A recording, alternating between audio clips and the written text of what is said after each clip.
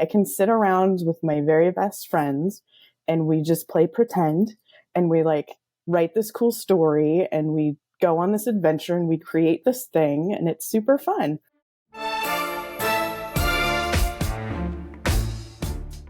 Hi, everyone. I'm Cami Kaos. And I am Rick Turoczy, and we are mildly interesting people. That's why we do our best every week to come up with somebody who is wildly interesting to share with you. We always like to say these folks might not be familiar to you, but they're famous to us. However, this week, this person is probably familiar to you if you're from Portland, might even be famous to you if you're from Portland. Cami, please introduce our guest this week. Okay, so here's the thing. Yeah, people might know who she is, and that's fine. She's a reporter. She's kind of awesome. She works for the Portland Business Journal. We all like to read her articles, but we're not going to talk about any of that today.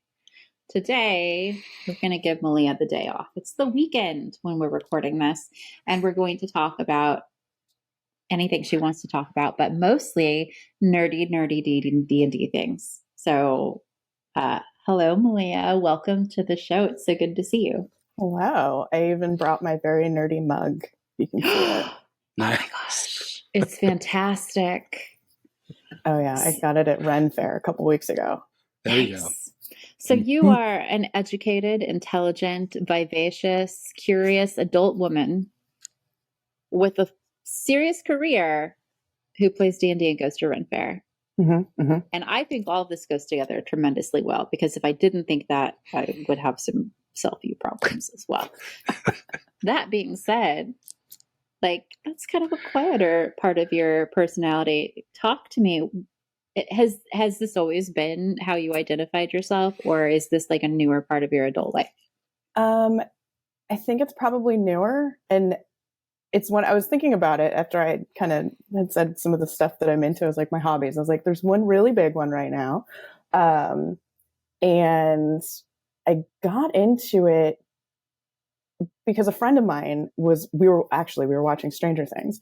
And my friend was like, hey, I want to learn how to play D&D. Do you want to learn? I was like, I guess, I don't know. And he sort of coerced me into it. And then once I started getting into it, I realized, oh my God, this is just like improv games. Like, I was a theater kid in high school, and this was never sold to me as like theater stuff. And that's what it is. I always thought it was math, and I am not a math person. I mean, I'm a theater kid. And so it was one of those kind of like, oh my God, I can sit around with my very best friends and we just play pretend and we like write this cool story and we go on this adventure and we create this thing and it's super fun. It was never sold to me like that. And so it never came into my like field of view. And so once it did, it sort of overtook a lot of things. So I was like, I don't know what it was like if I had found this like when I was a teenager, I don't know what it would be, yeah. Honestly. Is it just D&D or are you doing some other RPGs as well? Mostly it's D&D. We've done some other stuff with friends, like little like one-shot games with some of those like, like one-page RPGs and stuff.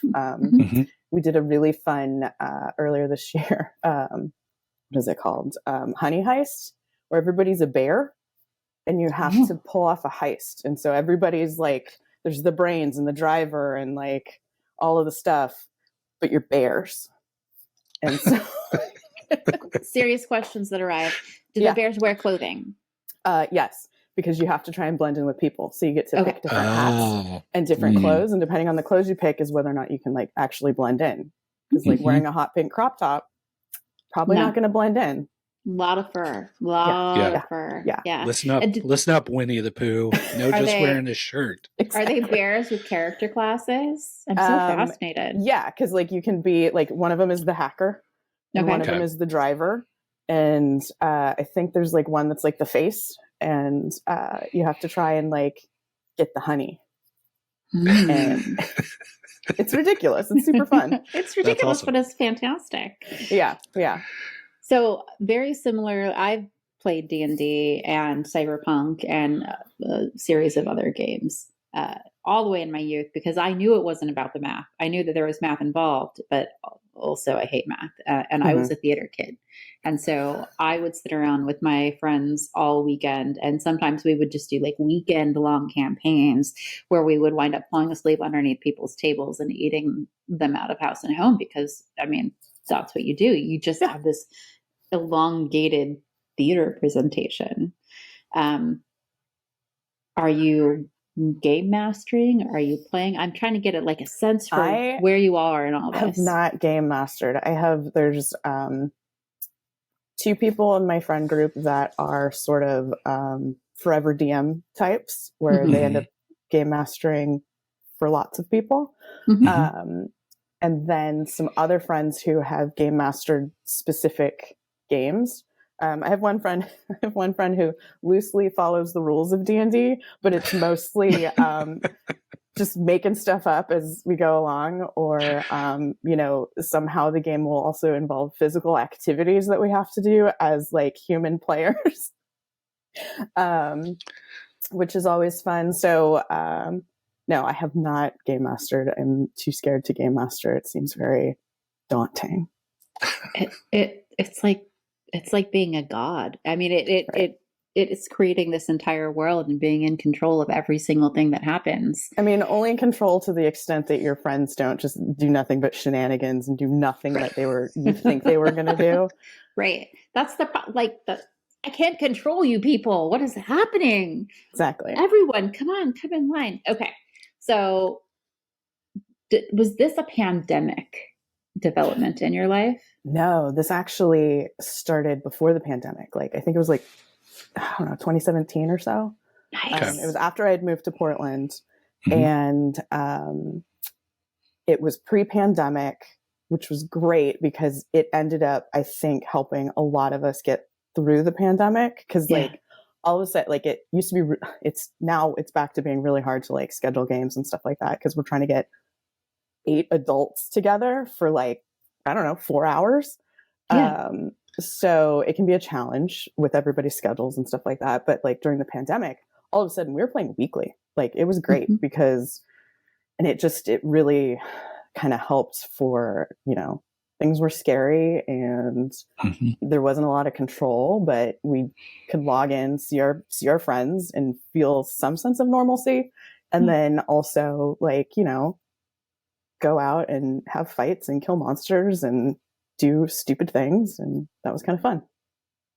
Well, and I feel like especially at those points in our lives, sometimes it's more consistent, but like especially a point in all of our lives like that it does introduce some form of control for you. Like I find that with video games a lot where it's like I'm within a controlled environment that I know what's going to happen and I can control it and nothing else matters at this point in time.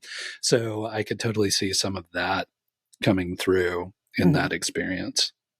It's also pretty funny. Like I don't play video games. And so a bunch of my friends that also play, they all do play video games. And so they explain to me video game stuff. Well, and that's the closest that I had friends who played D&D in like junior high school kind of thing. And I never really got into it. But in college, I did get into it's kind of the combination of video games and D&D. They were called MUDs, and they were like online text-based games that had charisma and dexterity and all that kind of stuff for your characters, but was very much leaning into the math of D&D, less so about the storytelling. Yeah, see, I'm the opposite. I'm much more like the storytelling piece of it is fun. I mean, the fighting piece is fun too. All my friends laugh at me because I like count on my fingers, doing my math. What character class do you tend to play? I tend toward magic. Like I want to cast spells. Like if I'm going to go like have this in this fantasy world, I don't want to be a human and I want to cast spells. So I've done that. The longest one I've played, like time-wise, was actually the first character that I came up with, is a wizard. And So still playing her. That game's still going on. Nice. Which is super fun. And then I've got a ranger in another game I'm in right now that is fun because it's one of the newer ranger classes that has a little bit more magic aspect to it, which I like. So that's been fun. I always loved I went for ranger, druid, mage, cleric in my youth. So here's part of my in my young days. Here's part of the motivation for talking to you about this. Rick doesn't know. I think Rick needs to play D&D. Rick, I think he needs to have a non-work-based storytelling exercise that he can really engage with. Rick, I'm ambushing you. No, I'm one of those, I'm annoying to the people running the game because I'm always like pushing the sides and envelope and they're like, you can't do that. I'm like, why can't I do that? Well, it depends on who. This is a fantasy world. Yeah, like, you gotta find the right like game master who's going to go with like the proper balance of like the rules and cool and story. I don't do well with the rules. I mean, like I can work within certain constraints and structures, but you have to let me be a dumbass because that's really the only way that this, like, it sounds to me like part of you playing is to explore the world and life and to just like have fun and do things that you wouldn't normally be able to do. So to sit down and have someone be like, no, you can't do that over and over again would dissolve some of the magic. You gotta find the right mix and also the right like mix of people that you're playing with. So like I know we often do kind of like, okay, this is what I want to do.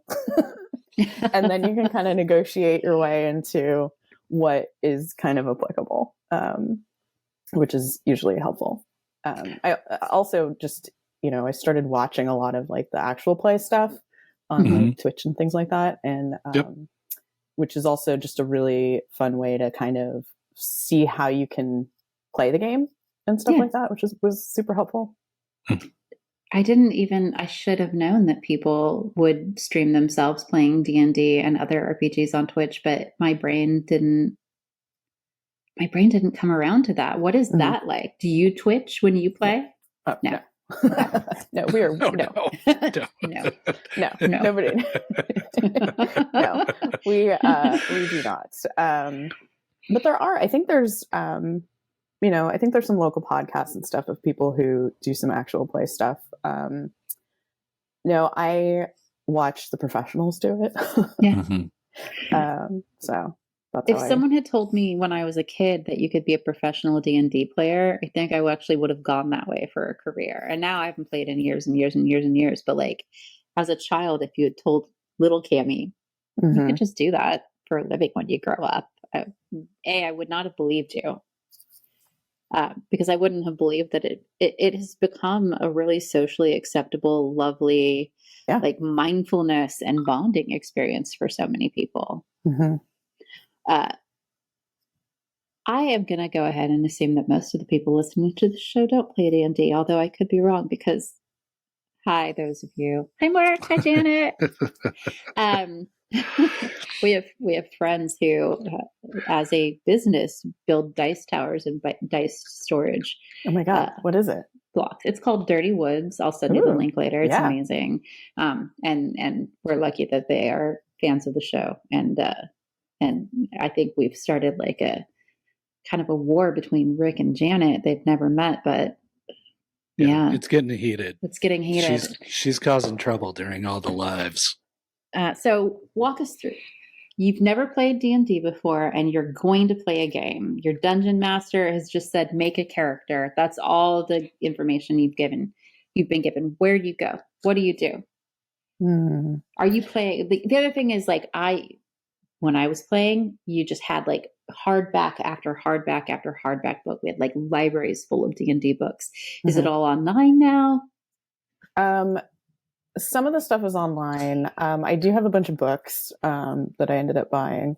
The characters that I've done, because I've joined games that were already happening, so I created the character on my own. But from all of the stuff that I watch, there's a lot of people that talk about you can do the character creation together so that it's sort of, you can level set like what kind of game you want to play with everybody at the beginning. And then you can kind of create the characters together, which is a cool thing. My thing that I've done, I just kind of look through the classes and the different races and things like that and look for cool stuff that would be fun. So, you know, ended up with the very first character I made, who I still am playing with these friends, is kind of a kind of a broken wizard in that I didn't know what I was doing, so I didn't put the proper stats in some of the things. But she's also a pirate, so, and an elf. So I was like, broken pirate wizard. I was like, what do I want to be in this game? Because I also went into playing it being totally non-serious. I was like, whatever. I was like looking through the book. I was like, well, I want to be an elf because, yeah. And Obviously. then I was like, and looking through all the different things that you could be, and I was like, well, yeah, I want magic. I want to be a wizard. And then you have to pick like a background. And I was looking through. I was like, oh, you can be a pirate. And I was, I think I was watching the show Gallivant at the time, and the landlocked pirates in that show just cracked me up. Like, they're everything. And so I was like, I want to be a pirate. And that was basically the amount of thought that I put into it.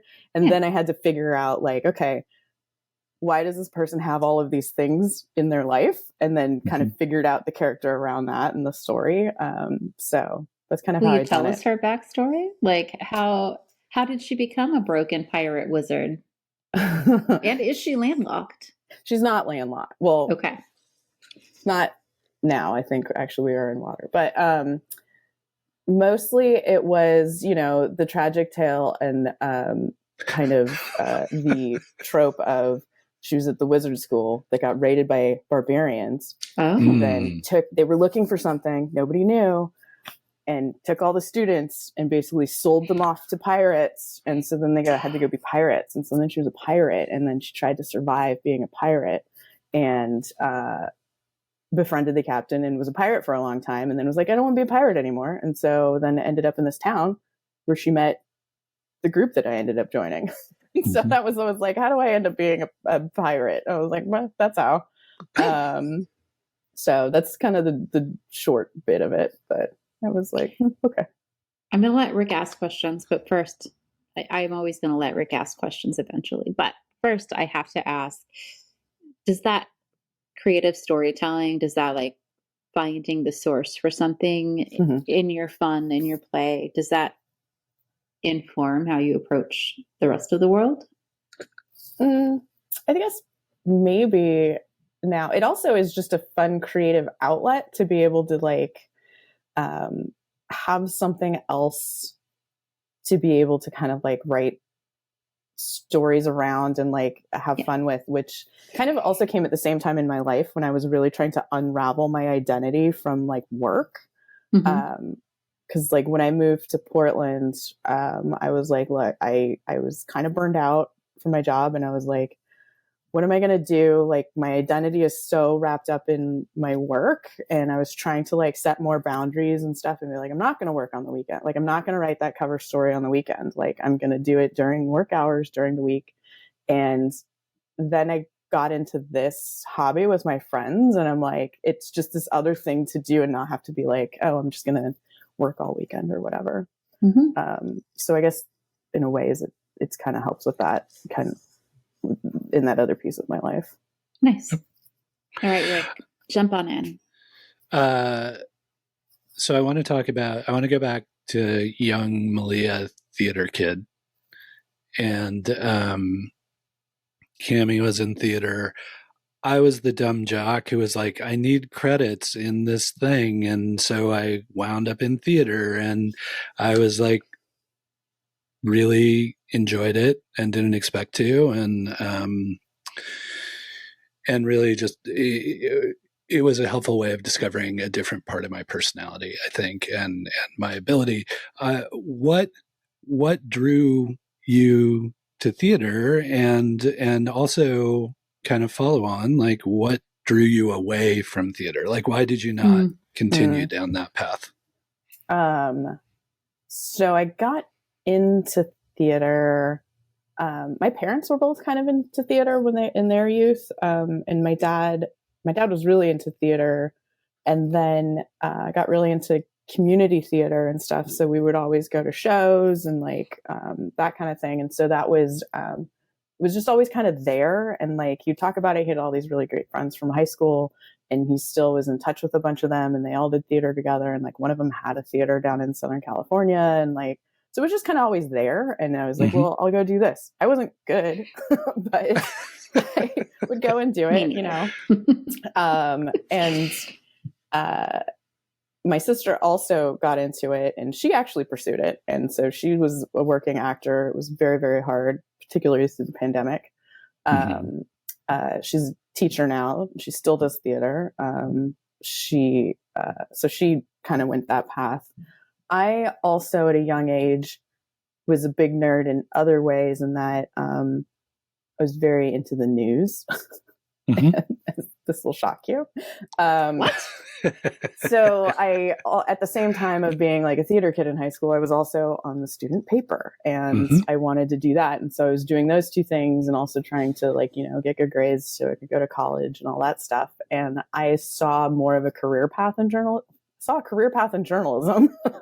and more so than theater. To which I laugh. My parents are both retired teachers, and my sister and I figured out the other two things that would pay you less than being a teacher, which would be being a local news reporter and an actor. So nice. Well done.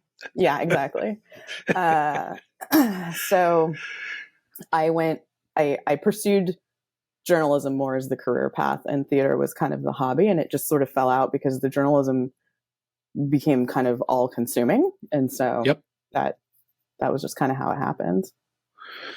It's super interesting to hear about you being on school. I mean, I did the school paper and was like an editor and those kind of things. But what appealed to me as a teenager was you had this authority to kind of push the envelope within the school. Like you were given access that others might not, you know, Yearbook didn't have access to, or other people didn't have access. We always had this rivalry with Yearbook, but maybe describe to me, like we have rivalries with everything.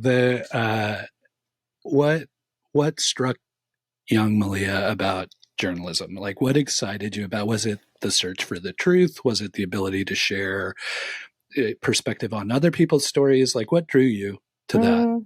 Well, it started off with, I'm just really nosy and I want to know what's going on. So there's that. Wanting to know what's going on. And, you know, I do remember as a kid, like watching the nightly news with my dad, or like reading the paper and stuff like that. And just understanding that, you know, to be in a community, people need to be well informed of what's going on. To be able to enact change that needs to happen, to, you know, hold people accountable and stuff like that, to understand like what is happening in other people's lives and things like that. And so that ended up kind of being what drew me in. And it was print journalism specifically. And then I had wanted to go into TV journalism when I went into college. And then I started watching more, because I grew up in the Bay Area and I went to college on the Central Coast in California. And once you get further south, you get the LA media market. And once I started watching the LA media market news, I was like, oh no, I don't want to do that. This is like, you know, it was all the just, you know, police chases and all this stuff. I was like, that's not what I want to do. So I stuck with print, which, you know, is a great idea. What back to the television journalists, like what newscasters or reporters, like do any stick with you as like inspirational for you as a young kid? I mean, it's mostly nostalgia was Tom Brokaw, because that was the nightly news host when I was a kid. So like his voice sounds like home, because like it was always on. It's kind of a thing. But not particularly. Yeah, it's like that time always strikes me as there were so many great anchors that were like household names, and then you had the 60 Minutes crew that were household names. And so I was just curious if there was anyone in particular that kind of stuck with you. Yeah. You're making her talk about work. I know. It's what I do. I gravitate toward work. I started in theater. And it just kind of about how we're not going to make Malia talk about work, and it's the weekend, and now you're making her talk about work. Well, let's talk about Ren Faire. Like, you've recently been to Ren Faire.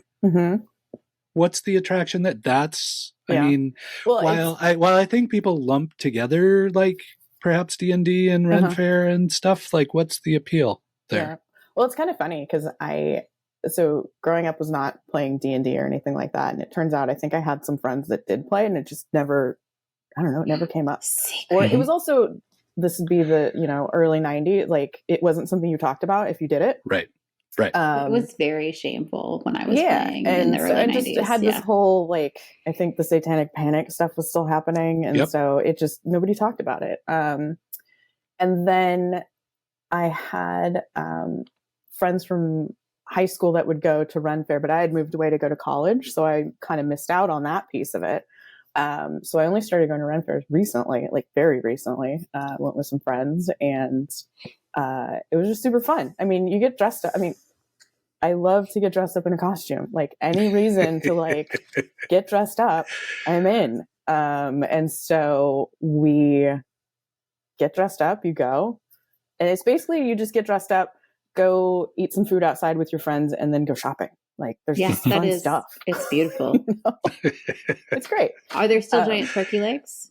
Oh, yeah. Thank goodness. I mean, some things don't change. Some things shouldn't change. There should always be turkey legs. Yeah, no, it's pretty funny. Like, when I first moved to Portland, I've told my friends this story. A friend of mine also moved to Portland right at the same time. And so we were sort of exploring Portland together at the same time. And at one point we walked into, it was the Morrison bar on Morrison.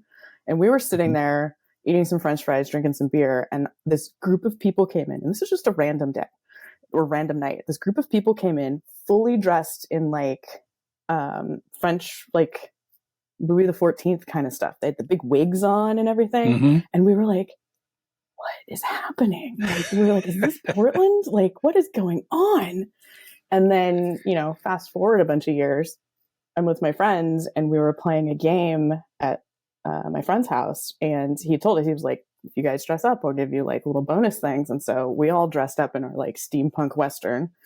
And then after the game, we're like, let's go get a drink. And so we went to a bar and got a drink. And I was like, I have become the people in the costume on a random night at the bar.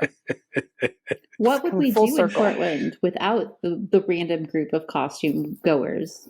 Like, it shines for Portland. Yeah. Well, and the best part of that is you either cross the line one of two ways. You cross the line in that you become those people you saw and were surprised by, or you become completely unsurprised by any time that happens. And you're just like, oh yeah, this is Portland. That guy riding a tall bike down the street in a Sasquatch suit is just normal for Portland. Why wouldn't that be happening right now? Or you get annoyed. You're like, oh, come on. That is not a proper format for your unicycle. Guy riding the unicycle up the street. We saw the other day a guy that was riding a unicycle. Rick found his unicycle experience to be suboptimal. Yeah, it wasn't great. You get a little judgy. You're like, we've seen that before. Let's bump it up a little bit. I've been seeing a lot of the like motorized ones where like a lot of those lately. Yeah, and they run in gangs too. Like they do rides on the weekends and stuff. So you'll run into like a weird like single wheel gang going all over the place. I love it. Yeah, it is definitely something I've become more aware of too through all of this. Is like, let somebody have their joy. Like that's like awesome. I'm glad that you are super into whatever you're super into. If you're way into pumpkin spice lattes, I'm glad for you. Like, yeah, that is it. Don't yuck other people's yum just because. Like, yeah, exactly. I'm like, I've definitely become much more I don't know, kind of loose about that and been like, yeah, like something that may have annoyed me in the past Malia, I'm like, nah, that's awesome. They're having a great time. Yeah. And yeah. So I guess I've become more of an adult. Well, no, I mean, no, maybe not. Think it like it might be the opposite. It's the opposite. My childhood experience was that like the more adult people got, the crankier and more judgmental they got. That's true. And maybe it's a generational thing. Maybe our generation witnessed that. We're all around the same age. Yeah. Maybe we witnessed the crankiness and like the. I was also kind of thinking about it too, in that like finally coming to terms, like I hit an age at some point where I was like, I don't care what other people think. Like I felt I like spent so much of life of really caring what other people thought or like chasing clout or whatever it was. And then I hit an age where I was like, I don't care. I'm going to do the thing or whatever and get like super into it and it'll be fine. So I don't know if it's just like I don't know, is that a midlife crisis? I don't know. I'm working on a midlife crisis right now. So if you have any midlife crisis thoughts or advice, okay, I'd welcome hearing them. But yeah, no, I don't know that it makes you less adult. I think it makes you more mature. That's it. Yeah. There we go. I was conflating those two. I'm an old millennial, so it's adulting.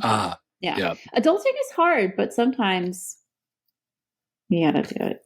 We have to adult today because we chose not to adult yesterday. I'm curious. Tell me if this resonates with you. You've got the week and you have to do all of the business things and you still have to do all the things to take care of yourself. And then you get to the weekend and you're like, woohoo! And then you're like, oh, but my kitchen is stacked with dishes and I need to pull weeds and someone has to scrub my toilet. And like, you've got all of these chores that you have to do. So our strategy is usually let's have one day where no one's allowed to talk to us. We don't have any responsibilities at all past feeding ourselves and picking a movie. And then the other day we'll do things and be adults, which means one day sucks sometimes. But like, does anyone else, how do you divide up your spare time? No, I absolutely do that. Cause like one day on the weekend is the day to like be lazy and do whatever. I also don't mind cleaning and stuff. So like, I'll like turn on some show or something like that and listen to that in the background while I have to like do whatever chores around the house to do. And it's not a huge deal. But that's usually how I do it. Like at least one day has to be good. And then as I've gotten older, if I have plans on the weekend for both days, like if we're going camping or whatever, I'm like, I am taking the Monday off. Yes. Yeah. So if it's like, if I've got too many activities planned for a weekend, I'm like, I'm taking Monday off. And that's one activity a weekend is usually my top. But like, I'm like, no, I'm sorry. I've got one thing scheduled. So you'll have to wait 6 weeks until I have another weekend that doesn't have anything at all. Right. Yeah. It's important. Some weekends I'm in 2 D&D games right now. And some weekends I'll end up both games in the same weekend because it's, to some extent the same folks kind of in different groups. And so then trying to like coordinate schedules and stuff. And sometimes it just ends up, it's an entire weekend of D&D, which is fun. Which is not a bad thing. I had many of those in my youth. We'd just camp out in someone's living room. Occasionally the parents, and see now you're the grown up, so you get to make the decisions about where you are. But occasionally the parents would be like, find any other house. Just, I don't care where you are. Just, there are 6 of you. Just go bother someone else for a little while. Yeah. Yeah. And now that there's food delivery, it's amazing. Right? So amazing. That's around the phone, everybody picks something. The only food you could have delivered then where I was living, which was in California as well, was pizza. Nothing else got delivered. So all right, Rick, I forbid you to talk to her about work. That was the deal. So you can ask her. We didn't talk about work. We talked about the inspiration. We talked about her career and what came her career. I am defending this work-life boundary that you wanted to put in place for this interview. I know, but it's really given. So for folks who don't know, Malia and I work closely together. Usually, I'm asking the questions. World. This is weird. Exactly. So this must be relaxing for you. You don't have to ask any questions. Yeah. No, absolutely not.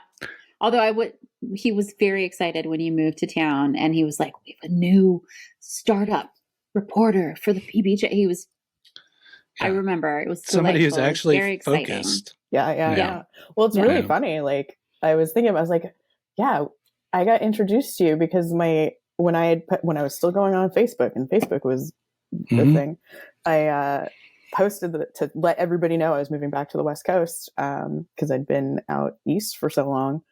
Yep. My cousin was like, oh, I know somebody who works in Portland in tech. And I was like, oh, cool. Intro would be great. It was Rick. I was like, the guy. You don't know some guy. Just some I was like, guy. what the heck? Rick. So it was really funny. Yeah, that happens a lot.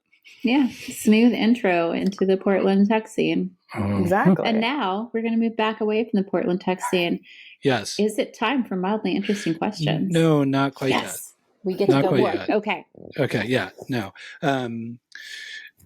Because we chatted a lot before the show actually started, so the timer looks a little later than it is. I wanted to talk about, we've discussed like theater and D&D and like all these things. We've talked about like how you express these things. Like, what do you consume to inspire that creativity? Like, are you an avid reader? Does that come from shows and movies? Like, where do you like to like consume creative content? I read a lot.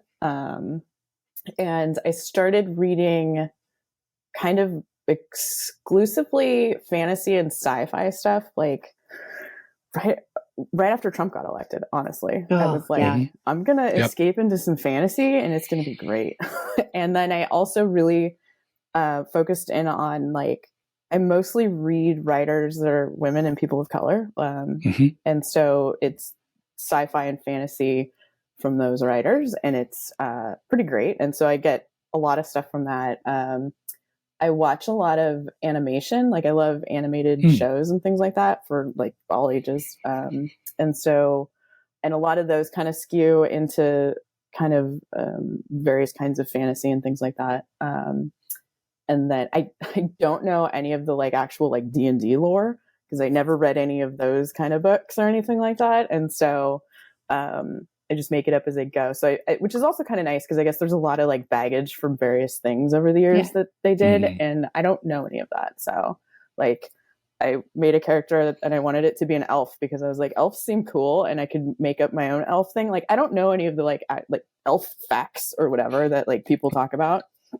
So I can, do whatever, which is kind of nice and freeing for that. Yeah. And then I watch a lot of like I said, a lot of the actual play stuff, which is a lot of really interesting people because a lot of them are like actors and like screenwriters and stuff like that. And so it's these really talented artists coming up with interesting characters and interesting stories. And you can kind of watch how a good story is put together and like all that stuff. And that kind of helps a lot too. So it's more like watching people workshop and just a structured. Yeah. And then you also get a really cool, compelling story at the same time. Like the amount of time, like it's always just stunning to me watching folks who do this professionally, like the dialogue that they come up with just off the top of their head. And they've created such rich characters because they're like, that's what they do. They know how to really embody something and like explore various kinds of characteristics that they want to explore. And it's just really interesting to watch that. I mean, the amount of times I've cried watching people play D&D I had no idea. Like it could be that just emotionally compelling as you watch these things. How much of your life, time-wise, do you think D&D takes up right now? Probably more than it should. Well, no, I don't think like, not in a judgmental way. I don't think there should be a judgment attached to that at all. Yeah, no, I don't know. So, I mean, I play with my friends at least. Usually, I think we're playing like at least twice a month. And then, honestly, that's most of the media I consume at this point because it's like I said, it's just as compelling as anything else that's on TV. And it's kind of into the like fantasy storytelling, which I really like, which isn't a ton that I see on TV. Yeah. Well, and unfortunately, thanks to asshole studio execs, those folks all have more time to be doing that kind of stuff right now. It's a really interesting thing too, and this kind of, the more I got into watching this stuff, the more I was like, God, if I was like still in school, like there's some really interesting like master's theses to be written right now over how the media has shifted, and like there are creators who are actors and writers being able to put their own stuff out there. Separate from the studio. I mean, one of the shows, like I watch Critical Role, which is like the big one. And like the amount of money they were able to raise on Kickstarter to do their own animated series was astounding. I think they're one of the top Twitch, like in terms of money drivers for Twitch. And they've essentially created their own studio out of all of this stuff that basically started as them just playing a game and for fun streaming it, which is just kind of really interesting to see how that changes. And so I'm curious, like now that there's the strike and stuff happening, like are folks going to be able to get their own stuff out there? I don't know how the rules work because I don't know how any of that works. But right. I think that'll get. It makes me think of the great thing to me that came out of the last writer's strike. And I just want to, it's way more than a writer's strike at this point. People are being treated terribly. We've got all manner of people from the Hollywood creation generation content machine who are standing up with the writers right now. And that's fantastic. But it makes me think of Dr. Horrible's sing-along blog. And wow, like that was amazing. And as a content creator, it makes me wonder, are we getting to the point where we can start to let go of all of the polish and shine and special effects and like Hollywood sized humans that go into making a lot of television shows right now? There's a lot more diversity and inclusion in television than there used to be. And that's not to say that there's enough. But when you have real people having real conversations or playing games and doing things together, it's a lot more reflective of what our humanity can look like.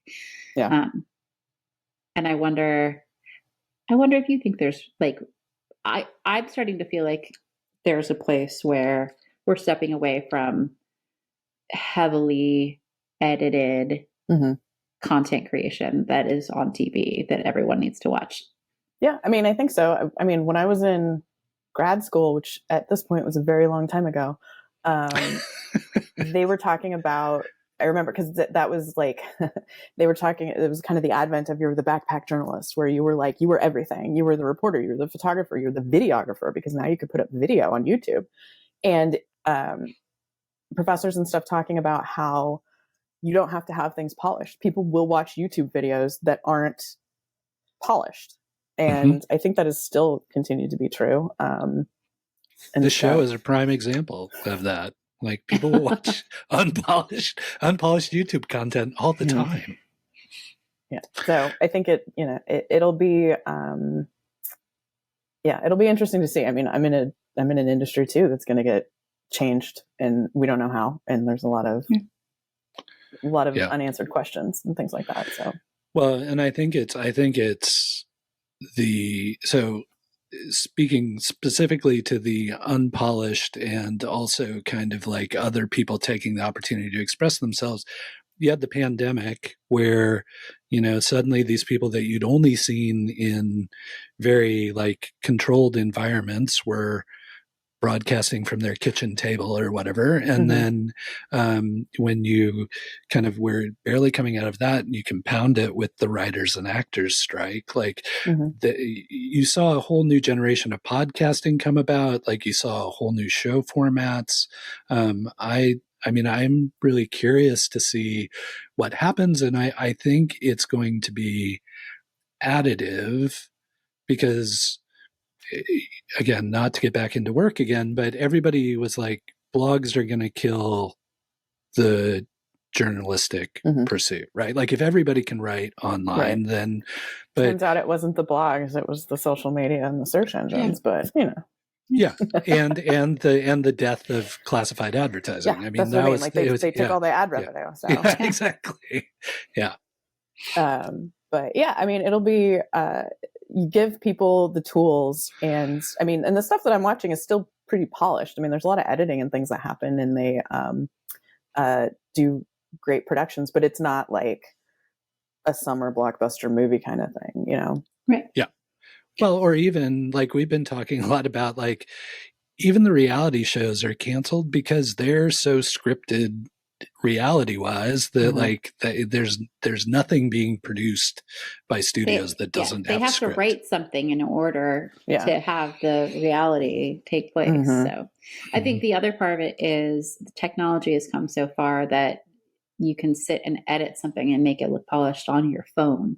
We were watching a horrible show that I wouldn't recommend to anyone, but it's because it had to do with a person who cooks things, and we like watching him cook things. And he's not cooking things on this, but he's having people do things. And one of the challenges he set forth was for them to create an advertisement in 3 hours on their phone with a video. And I was like, it's not hard. We could do that. Oh, okay. Wow. That's how far we've come. Like 15 years ago, I wouldn't have thought that. Today, I definitely do. Right. Exactly. Yeah. Okay. Now it's time for mildly interesting questions. All right. Cool. And this is a first for this season. I'm so excited. Our guest brought their own die for the 5th question. I'm very excited. All right. So what we're going to do. What die would you like me to use? A 20-sided, please. A 20-sided. Okay. Now I got to pick the right one, because I have so many, because you got to make sure it's got the right juju going. And... You do. You've got it's got to have the right mojo on it. You don't want to. There's no bad questions, I don't think. I mean, there's a few that I wouldn't want to answer. There's a lot you have answered. There's a lot I have answers. There's a few that I didn't like answering. It's very pretty. Nice. Oh, that's excellent. I love it. Okay. I'm going to ask the first 4 questions, and then we'll have you roll. The first question is, what one habit would you like to pick up over the next year? Habits. Let's see. Maybe being better about working out better. Like I've got a pretty good foundational cardio. I got to add more to it. So I gotta add some weights in there. Up that workout routine. Yeah. Question number 2. Would you like to know a little bit about a lot of things, or a lot about one thing? A little about a lot. I want to be good at pub trivia. Yeah, that's the sensible answer. Question number 3, the all-important one. What do you need from the grocery store? What do I need from the grocery store? Yeah. Coffee. Oh, always good. So Portland of you.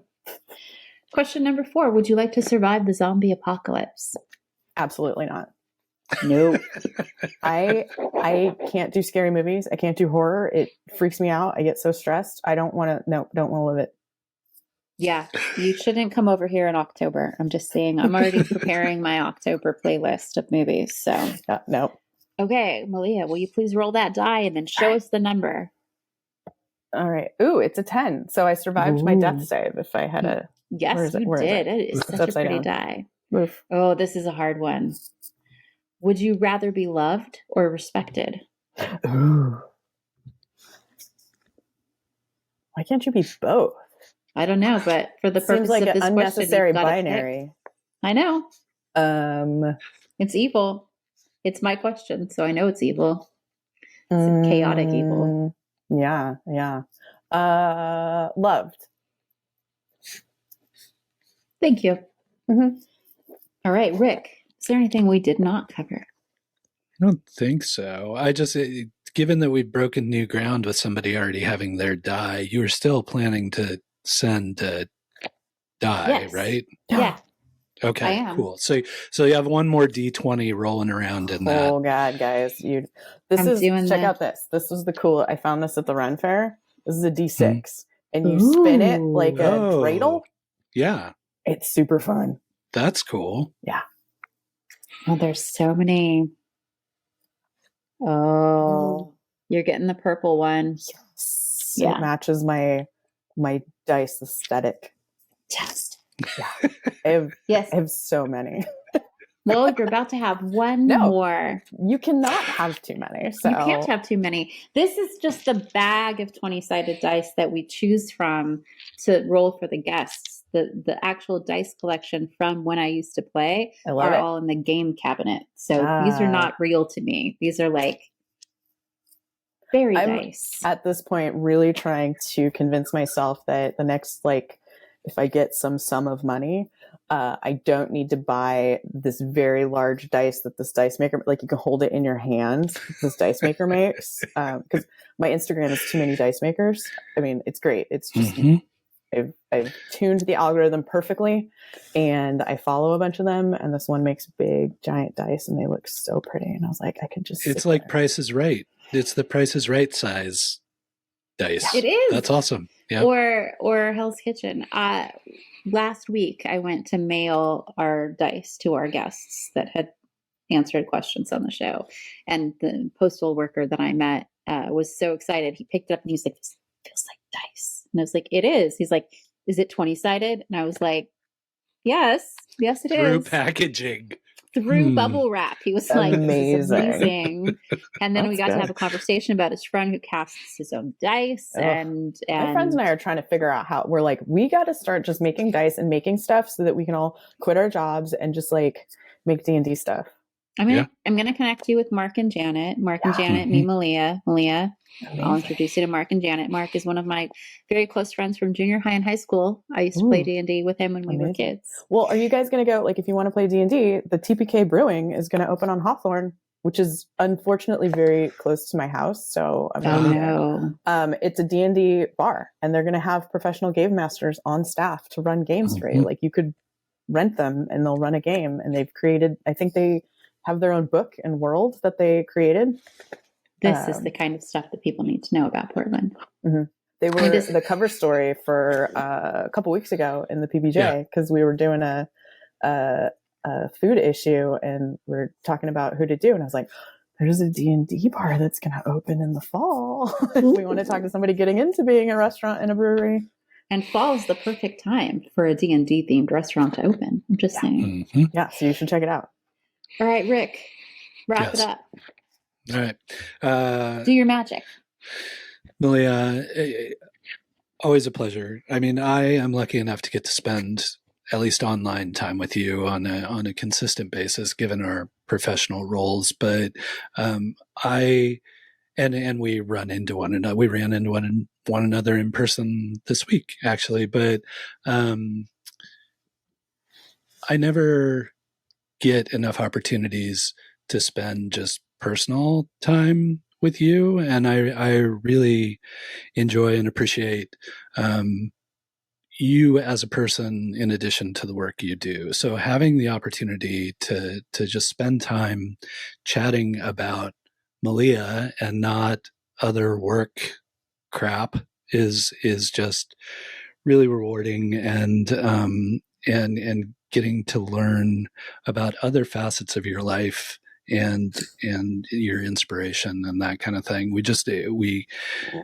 It's humbling. So thank you for taking the time to spend with us and for sharing with the folks who watch the show. And we probably need to have you back to have some other chats, but really appreciate you carving out time to hang out with us today. Oh, this was super great. I mean, you've been so impactful just in my time here in Portland, and getting into the community here in Portland has just been huge. And so it's been great. Thank you. Of course. I think we're going to have Malia back on the special episode where I make Rick build a D&D character. Would you like that? That would be fun. I'll have to brush up on actually how to do the rolling right, because I always mess it up. I haven't done it in so long, so between the two of us, we'll get him in the right direction. It's going to be good. All I can tell you is my charisma will be low. That's all I know. No, that's the thing. You get to play a character, and you can do whatever you want to do. Cool. Yeah. He's going to make his charisma low on purpose. No. Yeah. Okay. Malia, thank you so much for joining us. It was a delight. And thank you to the rest of you for being here and spending time with us. and to Mark and Janet for letting me say your names so many times for so little reason.